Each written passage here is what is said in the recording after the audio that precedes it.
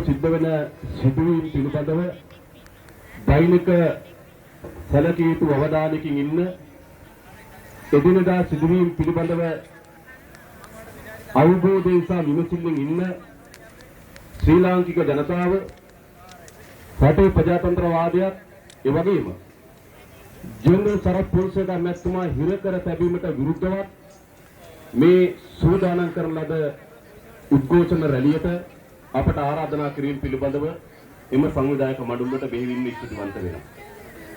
ඒ වගේම ඔබ ලංකාව පිළිබඳව ලංකාවේ ඇති වී තිබෙන ගැටලු වලට ඔබ දක්වන මැදිහත් වීම පිළිබඳව ඔබට අප බෙහෙවින්ම ස්තුතිවන්ත වෙනවා. දැන් අපි මෙම විරෝධතා රැළිය පැවැත්වීමේදී ප්‍රධාන කරුණු දෙකක් අපි ඉදිරියට අරගෙන තිබෙනවා.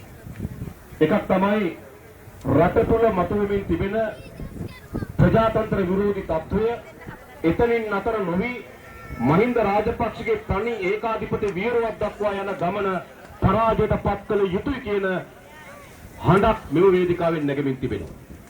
ඒ වගේම තමයි එම ප්‍රජාතන්ත්‍ර විරෝධී ඒකාධිපති වියරුවේ ප්‍රධානතම ගොදුරක් බවට පත් වී තිබෙන ජෙනරාල් සරත් පොන්සේකා මැතිතුමා වහාම නිදහස් කරනු කියන හඬ මෙම වේදිකාවේ අද රැව් පිළිවෙව දෙනවා.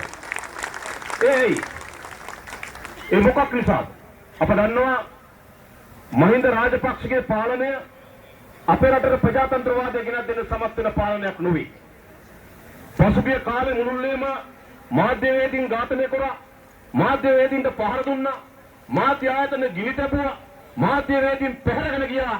රට තුල මාධ්‍ය නිදහසට බරපතල තර්ජනයක් එල්ල කරමින් ප්‍රජාතන්ත්‍ර විරෝධී ගමනකට අවතීර්ණ වෙමින් තිබුණා. එතනින් නතර වුණේ නැහැ.